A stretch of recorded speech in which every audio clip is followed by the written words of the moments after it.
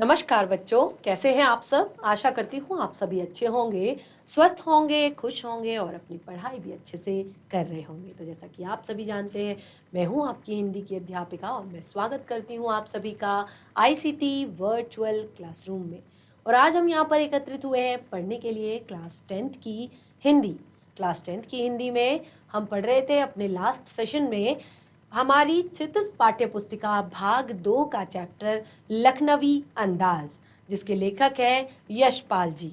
तो आपने देखा लास्ट सेशन में किस तरह से यहाँ पर लेखक ने अपनी एक रेल यात्रा का वर्णन किया है कि कैसे जब वो एक बार रेल में सफ़र कर रहे थे, ट्रेन में सफ़र कर रहे थे, तो उन्होंने क्या कुछ चीज़ें बताई। तो उन्होंने सबसे पहले बताया कि क्योंकि जो सेकंड क्लास का टिकट होता है वो थोड़ा सा महंगा होता है बाकी जनरल डब्बे से।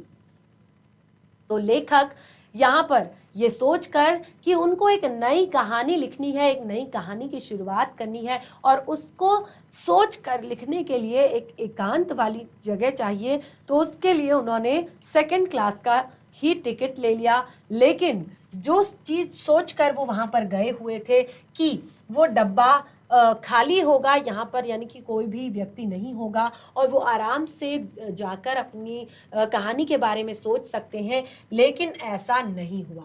वहाँ पर एक सफ़ेद पोश जो लखनवी नवाबी अंदाज में एक जो सज्जन हैं वो बैठे हुए थे और लेखक को ये बिल्कुल एक तरह से उनके अनुमान के प्रतिकूल था ये चीज़ कि ये डब्बा निर्जन नहीं था।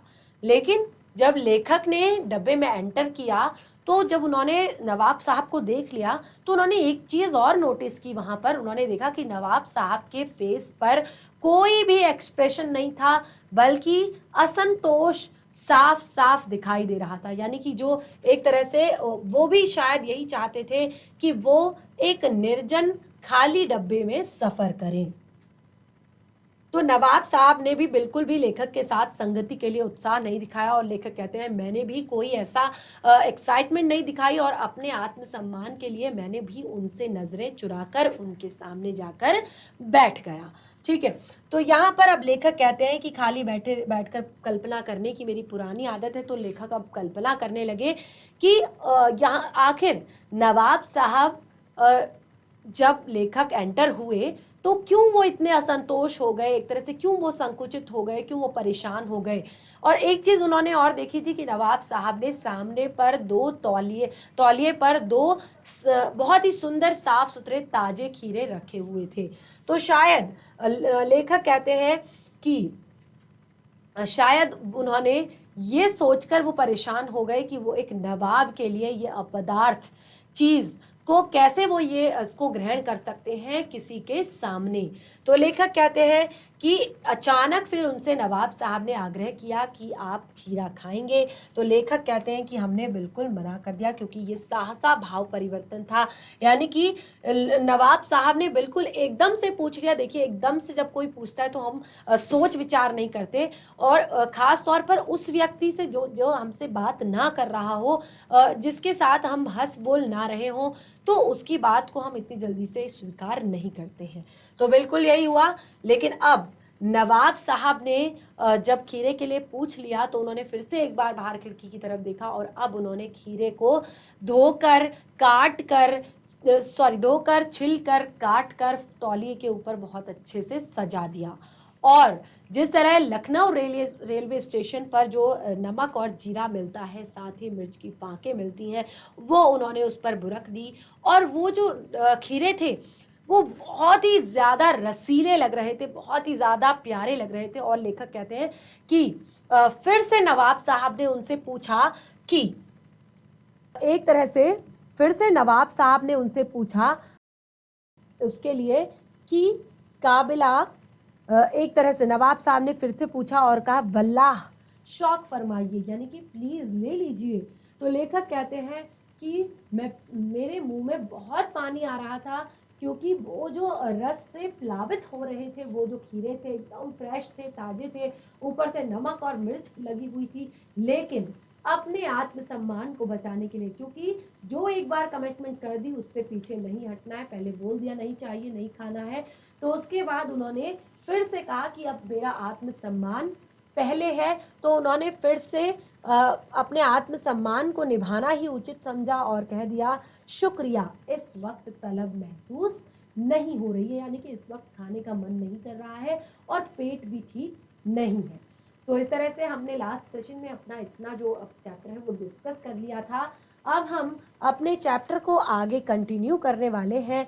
तो देखिए कंटिन्यू करते हैं। जैसे कि मैंने आप लोगों को बताया था हमारे लास्ट सेशन में कि जब भी आप इस चैप्टर को पढ़ रहे हैं तो अपनी इमेजिनेशन पावर को बिल्कुल खुली रखिए, बिल्कुल स्ट्रांग करके रखिए। जैसे कि आप दृश्य देख रहे हैं, आप सोचिए कि आप भी यहाँ पर बैठकर ये दृश्य देख रहे हैं कि क्या कुछ वहां पर उस समय पर हो रहा था, क्या कुछ चीजें वहां पर चल रही थी। नवाब साहब ने तृष्णा की आंखों से, जैसे कि देखिए अब उन्होंने खीरे काट कर, धोकर, छिलकर, नमक जीरा बुड़क कर और मिर्च का पाउडर बुरक कर उन्हें सजा दिया था अपने तौलिए पर। लेकिन अब नवाब साहब ने तृष्ण आंखों से नमक मिर्च की संयोग से चमकती खीरे की फांकों की ओर देखा।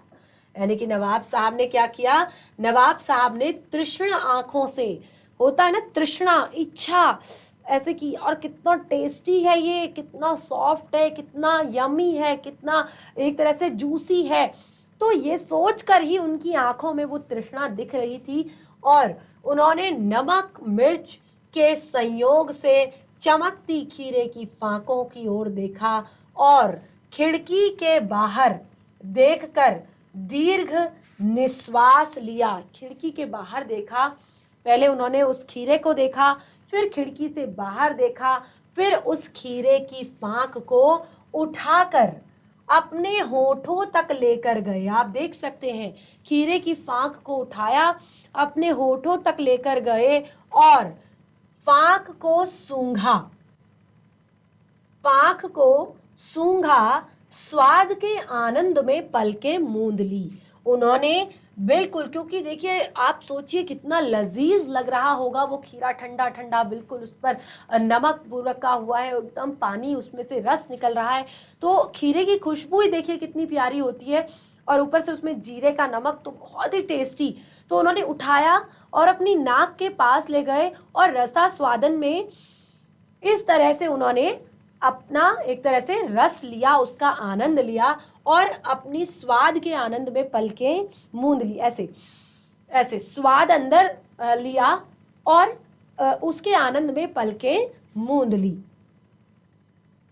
यानी कि और मुंह में भर आए पानी का घूंट गले से उतार लिया। अब वो नमक की खुशबू, वो मिर्ची की खुशबू, वो खीरे की खुशबू से जब उन्होंने बिल्कुल अपनी नाक के करीब, अपने मुंह के करीब लाकर उसे सूंघा तो उनके मुंह में बहुत ज्यादा पानी आ गया और उस पानी की घूंट को उन्होंने इस तरह से पिया। तो जब उन्होंने पानी की उस घूंट को पिया, गले से उतारा, तब नवाब साहब ने फांक को खिड़की से बाहर फेंक दिया। यानी कि उन्होंने उसको खाया नहीं, उसको खिड़की से बाहर फेंक दिया।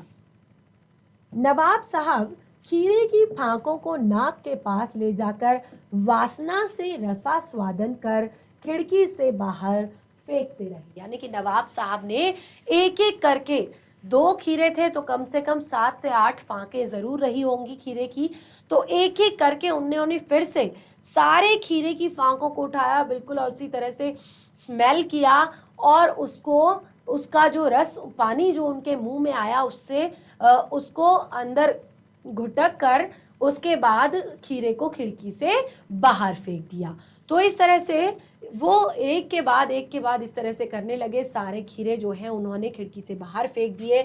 अब नवाब साहब ने खीरे की सब फांकों को खिड़की से बाहर रखकर, फेंककर तौलिए से हाथ और होठ पोंछे। उन्होंने सारी फांकें जो थी बिल्कुल उसका रस लिया और खिड़की से बाहर फेंक दी और उसके बाद तौलिए से इस तरह से हाथ पोंछा, अपना मुंह पोंछा, जैसे कि उन्होंने उस खीरे को खा लिया हो और गर्व से गुलाबी आंखों से हमारी ओर देख लिया। लेखक कहते हैं उसके बाद प्राउडली, जो अभी तक नजरें नहीं मिला रहे थे, प्राउडली गर्व से मेरी तरफ देखा, हमारी तरफ देखा, मानो कह रहे हो यह है खानदानी रईसों का तरीका। यह है खानदानी रईसों का तरीका, यानी कि पूरा का पूरा एक जो जीवन है वो बनावटी है, वो दिखावटी है।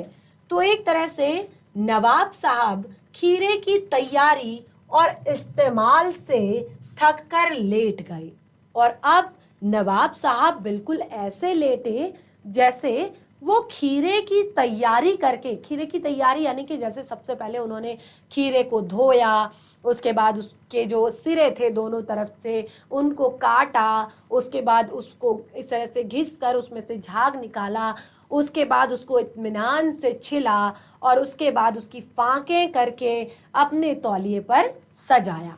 ठीक है, तो इस तरह से अब ऐसा लग रहा था कि नवाब साहब खीरे की तैयारी करके और साथ ही उसका रसास्वादन करके बहुत ज्यादा थक गए हैं और उसके बाद वो लेट गए। हमें तस्लीम में सिर खम कर लेना पड़ा। यह है खानदानी तहजीब, नफासत और नजाकत। यानी कि लेखक कहते हैं मन कर रहा था कि क्या करूं, एक तरह से हमें तस्लीम में सर खम कर लेना पड़ा, यानी कि अपने सर को बिल्कुल अपने सर क्या उनको समझ नहीं आया कि आखिर ये हुआ क्या, आखिर यहाँ पर क्या करना चाहिए क्या नहीं करना चाहिए। तो लेखक कहते हैं फिर समझ में आया, यानी कि यह है खानदानी तहजीब, इसे कहते हैं खानदानी तहजीब, इसे कहते हैं नफासत, इसे कहते हैं नजाकत। तो ये सारी चीजें एक तरह से दिखावटी थी, ये सारी चीजें एक तरह से बिल्कुल ऐसी खोखली थी।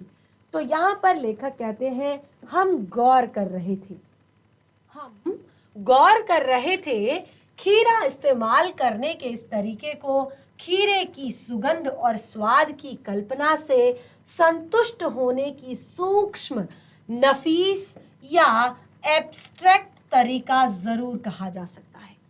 एब्स्ट्रैक्ट तरीका यानी कि अमूर्त तरीका, केवल और केवल इमेजिनेशन किया। एब्स्ट्रैक्ट एक होता है मूर्त, एक होता है अमूर्त। मूर्त यानी कि जो सच में है, लेकिन एक होता है एब्स्ट्रैक्ट जिसकी हम कल्पना करते हैं, जिसके होने की हम कल्पना करते हैं। तो लेखक कह रहे हैं कि हम गौर कर रहे थे, किस चीज को गौर कर रहे थे, उस खीरे को इस्तेमाल करने के तरीके को गौर कर रहे थे। खीरे की सुगंध और स्वाद की कल्पना से संतुष्ट होकर जो एक सूक्ष्म, नफीस या एब्स्ट्रैक्ट तरीका जो कहा जा सकता है, परंतु क्या ऐसे तरीके से उदर की तृप्ति भी हो सकती है? क्या ऐसे तरीकों से उदर की तृप्ति भी हो सकती है, यानी कि पेट क्या भर सकता है ऐसे तरीकों से? क्योंकि ये यथार्थ नहीं है, ये सच्चाई को स्वीकार नहीं कर रहा है। सच तो केवल ये है पेट की आग, जो पेट की भूख है वही सच है। ये सारे खानदानी शौक, ये सारी चीजें एकदम से बहुत ही दूर चली जाती हैं, बहुत ही छोटी पड़ जाती हैं उस पेट की भूख के आगे। तो यहाँ पर लेखक प्रश्न कर रहे हैं कि परंतु क्या ऐसे तरीकों से एक तरह से उदर की तृप्ति यानी कि पेट भर सकता है, पेट की तृप्ति हो सकती है? नवाब साहब की ओर से भरे पेट के ऊंचे डकार का शब्द सुनाई दिया। नवाब साहब ने बिल्कुल इतनी जोर से डकार की, जिसे हम खाना खाते हैं और खाना खाने के बाद पेट भर जाता है तो डकार आती है। एक तरह से जब डकार आती है तो समझ जाओ कि पेट भर चुका है। तो नवाब साहब ने हम की ओर से भरे पेट के ऊंचे स्वर का डकार आया, यानी कि जैसा डकार आया जैसे उनका पेट भर चुका है, और नवाब साहब ने हमारी ओर देखकर कह दिया। लेखक कहते हैं कि डकार मारने के बाद नवाब साहब ने लेखक की ओर देखा और कहा, खीरा लजीज होता है लेकिन होता है सकील। खीरा लजीज होता है लेकिन होता है सकील, नामुराद मैदे पर बोझ डाल देता है। नामुराद मैदे पर बोझ डाल देता है। तो लेखक यहाँ पर बताते हैं कि नवाब साहब ने जब डकार ली तो वो कहते हैं कि खीरा होता तो लजीज है, बहुत ही अच्छा होता है, टेस्टी होता है और एक तरह से सॉफ्ट होता है, ठंडा होता है, ठंडक देता है, लेकिन होता है शकील। शकील यानी कि बीमारियां पैदा करनी, गैस्ट्रिक, पेट में ठंड हो जाती है, गैस्ट्रिक बनती है और मैदे पर बोझ डाल देता है, एक तरह से पेट में गैस बना देता है, मैदे पर बोझ डाल देता है। देखिए वो ये सारी चीज़ें इस तरह से एक्सप्रेस कर रहे हैं, इस तरह से दिखा रहे हैं, इस तरह से वो ये सारी चीज़ें कर रहे हैं मानो उन्होंने सचमुच ही खीरा खाया होगा। लेकिन यहाँ तो दूर दूर तक खीरा खाने का कोई नामो निशान नहीं, उन्होंने तो केवल खीरे को छिला और उसको काटा, उस पर नमक मिर्च लगाया और उसके बाद उसको खिड़की उसका रसा स्वादन किया सूंघ कर और उसके बाद उसको खिड़की से बाहर फेंक दिया। अब लेखक कहते हैं, देखिए लेखक का जो मेन मोटिव था वो था एक नई कहानी को लिखना। उन्होंने शुरुआत में ही बताया था कि वो किस तरह से एक नई कहानी को लिखना चाहते हैं। तो लेखक कहते हैं ज्ञान चक्षु खुल गए, यानी कि हमारे जो ज्ञान चक्षु थे, हमारे जो एक तरह से मेरा जो मेरा दिमाग था वो खुल गया। पहचाना ये है कि नई कहानी के लेखक, उन्होंने पहचाना कि ये है नई कहानी के लेखक, यानी कि इस कहानी के जो लेखक हैं वो नवाब साहब ही है। खीरे की सुगंध और स्वाद की कल्पना से पेट भर जाने का डकार आ सकता है, तो बिना विचार, बिना घटना, बिना पात्रों के लेखक की इच्छा मात्र से नई कहानी क्यों नहीं बन सकती। लेखक के मन में ये विचार आया कि बिना खीरे की सुगंध और स्वाद की कल्पना से ही अगर पेट भर जाता है, क्योंकि जो डकार आई थी उसके लिए कहा जा सकता है कि खीरे की सुगंध और स्वाद की कल्पना मात्र से ही जब पेट भर जाता है डकार आ सकती है, तो बिना विचार किए, बिना घटना बनाए, बिना पात्रों की कल्पना किए एक लेखक अपनी इच्छा से एक कहानी को क्यों नहीं लिख सकता, एक कहानी क्यों नहीं बना सकता। तो इस तरह से यहाँ पर लेखक ने बहुत ही सुंदर कहानी हमें बताई, बहुत ही प्यारी कहानी। तो जैसे कि शुरुआत में ही आपने देखा, यहाँ पर हमने जो अपना यहाँ पर यूं तो यशपाल ने लखनवी अंदाज व्यंग यह साबित करने के लिए लिखा है कि बिना कथ्य के कहानी नहीं लिखी जा सकती। उन्होंने ये एक व्यंग किया है कि बिना कथ्य के कहानी नहीं लिखी जा सकती।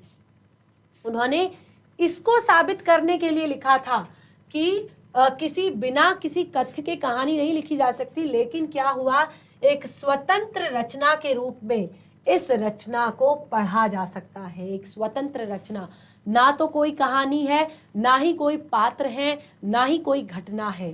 ठीक है, यशपाल उस पतनशील सामंती वर्ग पर कटाक्ष कर रहे हैं, उस पतनशील सामंती वर्ग पर कटाक्ष कर रहे हैं जो वास्तविकता से बेखबर एक बनावटी जीवन शैली के आदि है, वास्तविकता से बेखबर है और उनका जीवन केवल जो बनावटी जीवन है। क्योंकि देखिए यहाँ पर नवाब साहब की बात हो रही थी, नवाब साहब ये सारी चीज़ें कर रहे थे, लेकिन नवाब साहब ने हमेशा वही नवाबी देखी थी, वही उनका रुतबा था कि वहाँ पर केवल और केवल दिखावे पर ध्यान दिया जाता है। अगर असलियत देखिए, जिनको 2 वक्त की रोटी नहीं मिल पाती, क्या वो इस तरह का दिखावा कभी करेंगे? क्या वो कभी इस तरह की चीज़ों को कभी करेंगे?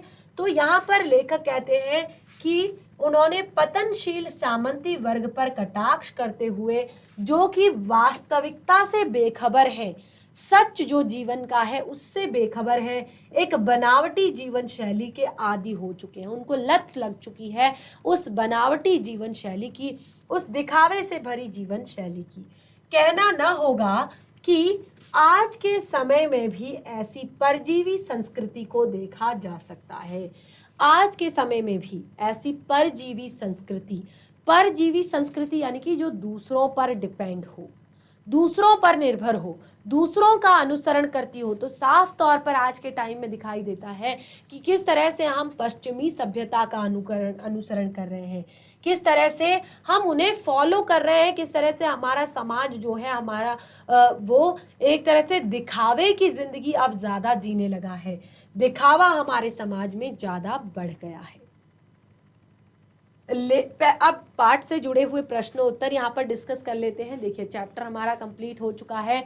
हमने लास्ट सेशन में भी चैप्टर को पढ़ा था और आज भी हमने चैप्टर को रिवाइज किया है, और साथ ही अब हम यहाँ पर पाठ से जुड़े हुए प्रश्न उत्तर भी डिस्कस कर लेते हैं, पढ़ लेते हैं। तो देखिए पहला प्रश्न है हमारा, लेखक को नवाब साहब के किन किन हाव भावों से महसूस हुआ कि वे उनसे बातचीत करने के लिए तनिक भी उत्सुक नहीं है। लेखक के किन किन भावों से पता चला कि वो नवाब साहब से बातचीत करने के लिए नवाब साहब उनसे बातचीत करने के लिए बिल्कुल भी उत्सुक नहीं है।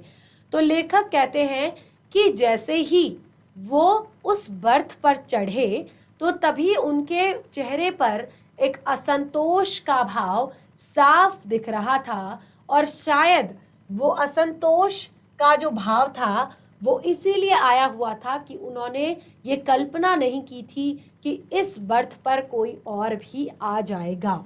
ठीक है, और साथ ही क्योंकि वो अपने आप को नवाब समझते हैं, अपने आप को नवाब कहते हैं, और इसीलिए वो किसी भी आम व्यक्ति से बात करने के लिए उत्सुक बिल्कुल भी नहीं थे। तो इस तरह से आप प्रश्न का उत्तर लिख सकते हैं। देखिए चैप्टर हमने काफ़ी अच्छे से यहाँ पर पढ़ लिया है, और लास्ट सेशन में भी हमने चैप्टर को डिस्कस किया था, तो काफ़ी सारी चीज़ें ऐसी हैं इसमें कि आप आसानी से प्रश्नों को पढ़ेंगे और उनका उत्तर आप दे सकते हैं। तो देखिए पहला उत्तर हमने यहाँ पर दे दिया है, और इसका आप और भी अच्छा आंसर लिख सकते हैं। तो देखिए लिखिए, अगर फिर भी कोई दिक्कत परेशानी होती है तो आप घर पर जाकर इसको चैप्टर को रिवाइज कीजिए एक बार, और नेक्स्ट सेशन में अपने डाउट क्लियर कीजिए। अगला प्रश्न है, नवाब साहब ने बहुत ही यत्न से खीरा काटा। क्लियर? पहले उन्होंने क्या किया, खीरे को धोया, छीला, काटा, ठीक है, उसके बाद नमक मिर्च बुरका, अंततः सूंघकर ही खिड़की से बाहर फेंक दिया। अंततः सूंघकर ही खिड़की से बाहर फेंक दिया। तो ऐसा उन्होंने क्यों किया होगा? बहुत ही ज्यादा महत्वपूर्ण प्रश्न है ये आपकी परीक्षाओं की दृष्टि से। ऐसा उन्होंने क्यों किया होगा? क्योंकि उनका ऐसा करना उनके ऐसे किस स्वभाव को इंगित करता है, उनका ऐसा करना उनके कैसे स्वभाव की ओर इंगित करता है। देखिए सबसे पहले तो हम आधे प्रश्न का उत्तर देते हैं कि नवाब साहब ने बहुत ही यत्न से खीरा काटा, नमक मिर्च बुरका, अंततः सूंघकर ही खिड़की से बाहर फेंक दिया। तो ऐसा उन्होंने इसलिए करा होगा क्योंकि खीरे को एक अपदार्थ, जैसे कि लेखक ने शुरुआत में ही बताया है, खीरे जैसी अपदार्थ वस्तु खास तौर पर एक नवाब के लिए, तो खीरा तो आम तौर पर हर जगह मिल जाता है, आम लोग उसको खाते हैं, तो एक नवाब के लिए ये बहुत छोटी सी बात है। और क्योंकि शायद उन्होंने ये खीरा ये सोच कर लिया होगा कि बर्थ जो है वो खाली होगी और उनको किसी के सामने ये खीरा नहीं खाना पड़ेगा, क्योंकि अब लेखक उनके सामने बैठ गए हैं तो वो इस खीरे को नहीं खा सकते हैं। तो शायद उन्होंने ऐसा किया होगा, और ऐसा करना उनके किस स्वभाव को इंगित करता है? ऐसा करना उनके दिखावटी स्वभाव को, कि वो नवाब तो है लेकिन उनके अंदर बहुत ज़्यादा दिखावा है, वो यथार्थ को नहीं स्वीकार करते, वो सच नहीं जानना चाहते हैं, वो बिल्कुल सच से अपरिचित हैं, तो वो ये सब चीज़ें कर रहे हैं। दूसरा उत्तर भी हमारा यहाँ पर क्लियर होता है। देखिए अगर प्रश्न का उत्तर समझ में आ चुका है तो उसको नोट डाउन कर सकते हैं, अगर नहीं आया है तो चैप्टर को एक बार घर पर जाकर रिवाइज करेंगे, फिर से उत्तर देने की कोशिश करेंगे। अगला प्रश्न है, बिना विचार, घटना और पात्रों के भी क्या कहानी लिखी जा सकती है? बिना विचार, घटना, पात्रों के भी क्या कहानी लिखी जा सकती है? यशपाल के इस विचार से आप कहां तक सहमत हैं? यशपाल के इस विचार से आप कहां तक सहमत हैं? देखिए, लेखक ने शुरू में तो ये बताया था बिना किसी विचार के, बिना किसी घटना के, बिना पात्रों के कहानी नहीं लिखी जा सकती। उन्होंने ये साबित करने के लिए ही इस कहानी को, यानी कि वो यहाँ पर बताना चाहते थे, लेकिन अंत में कुछ ऐसा हो गया अंत तक आते आते कि जब उन्होंने कहा कि बिना खीरे को खाए, केवल उसको सूंघ कर उसका रसास्वादन करके पेट भरने की या डकार आ जाती है, तो क्यों ना बिना किसी पात्र के, बिना किसी घटना के, बिना किसी एक तरह से विचार के कहानी को लिखा जाए। यानी कि एक तरह से ये काफी हद तक पॉसिबल है कि लेखक की जो कल्पना होती है, चाहे लेखक हो चाहे कवि हो, उनकी कल्पना जो होती है वो इतनी ज़्यादा स्ट्रांग होती है, इतनी ज़्यादा एक तरह से बहुत ज़्यादा स्ट्रांग होती है। वो किसी भी चीज़ पर, कवि, आपने देखा होगा कि किस तरह से कवि कितनी सारी चीज़ों पर कविताएं लिख देते हैं और इतने सुंदर तरीके से उन कविताओं को प्रस्तुत करते हैं कि हमको लगता है कि यार ये सच में ऐसा है, हम सच में उसको फील करने लगते हैं कि सच में ऐसा कुछ भी है। तो इस तरह से ये आपके लिए प्रश्न है, तो ये आपका होमवर्क है, आप इसमें अपने विचार लिख सकते हैं। अगला प्रश्न है, आप इस निबंध को और क्या नाम देना चाहेंगे? देखिए, आपने चैप्टर पढ़ लिया है, तो आप इस निबंध को और क्या नाम देना चाहेंगे? आप क्या और इस निबंध पर लिख सकते हैं, क्या इस निबंध पर और कह सकते हैं? तो देखिए, 2 प्रश्न जो आपके लिए होमवर्क में हैं उनको कीजिए घर पर, थोड़ा सा अपनी कल्पना शक्ति भी लगाइए, थोड़ा सा अपने एक तरह से अपना भी जो होता है ना कि अपनी तरफ से सोचना, अपने तरीके से सोचना, तो कोई भी बच्चा एक दूसरे की चीटिंग नहीं करेगा, सब अपने अपने तरीके से लिख कर लाएंगे। ठीक है, अब हमारा मेन आता है रचना और अभिव्यक्ति, जो कि बिल्कुल आप ही के लिए होते हैं ये तीनों प्रश्न हमेशा, रचना और अभिव्यक्ति, क्योंकि रचना भी आपने करनी है और अभिव्यक्ति भी आपने करनी है। पहला है 5वें प्रश्न का पहला, नवाब साहब द्वारा खीरा खाने की तैयारी करने का एक चित्र प्रस्तुत किया गया है, इस पूरी प्रक्रिया को अपने शब्दों में व्यक्त कीजिए। इस पूरी प्रक्रिया को अपने शब्दों में व्यक्त कीजिए। देखिए, चित्र आपको बिल्कुल दिखाया गया है, अब उसी चित्र के आधार पर आपने कहानी नीचे लिखनी है। ठीक है, आपने चित्र को देखना है कि कैसे वो खीरा हाथ में लिए हुए बैठे हैं, और उसी आधार पर आपने यहाँ पर लिखना है। अगला प्रश्न है, किन किन चीज़ों का रसास्वादन करने के लिए आप किस प्रकार की तैयारी करते हैं? कई बार होता है ना कि कोई बहुत टेस्टी चीज़ होती है, बहुत ही अच्छी चीज़ होती है, तो हम पहले से पूरा ऐसे नहीं खाएंगे। अगर हमें फ्रूट चाट पसंद है तो हम क्या करते हैं, बहुत अलग अलग तरह के फ्रूट्स को कलेक्ट करते हैं। एप्पल ले लिया, ग्रेप्स ले लिया, बनाना ले लिया, या अंगूर, जो भी सारी चीज़ें होती हैं, नाशपाती या पपीता, ठीक है, तो ये सारी चीज़ें हम ले लेते हैं और उसके बाद उसको काटते हैं, उसके बाद उसमें एक तरह से चाट मसाला डालते हैं, उसके बाद उसमें क्रीम डालते हैं या कोई दही भी डालते हैं। तो इस तरह की तैयारी, क्योंकि वो हमारा फेवरेट होता है ना। तो आपका जो फेवरेट है, कैसे आप उसकी तैयारी करते हैं, आपको क्या खाना पसंद है, और उसका रसास्वादन करने के लिए, उसको एक तरह से ग्रहण करने के लिए आप उससे पहले की क्या क्या तैयारियां करते हैं, वो आपने लिखना है। इस तरह से 5 प्रश्न कंप्लीट हो चुके हैं। प्रश्न नंबर 6, खीरे के संबंध में नवाब साहब के व्यवहार को उनकी सनक कहा जा सकता है। जाहिर सी बात है, खीरे के संबंध में जो व्यवहार था नवाब साहब का, ये उनकी सनक कही जा सकती है। आपने नवाबों की और भी सनकों और शौकों के बारे में पढ़ा और सुना होगा। नवाब लोगों की और भी शौक, नवाबों के शौक आपने सुने होंगे, पढ़े होंगे, तो आप ऐसे किसी एक के बारे में लिखिए। देखिए, बहुत इंटरेस्टिंग है ये सारे प्रश्न, अगर आप इनको सॉल्व करेंगे घर में तो बहुत इंटरेस्ट आएगा और काफी कुछ आप इसमें लिख सकते हैं। अगला है, क्या सनक के कोई सकारात्मक रूप भी हो सकते हैं? यदि हाँ, तो ऐसी सनकों का भी उल्लेख कीजिए। सनक यानी कि कोई जोश चढ़ जाना, किसी चीज़ की लत लग जाना, तो क्या इसके भी सकारात्मक पहलू होते हैं?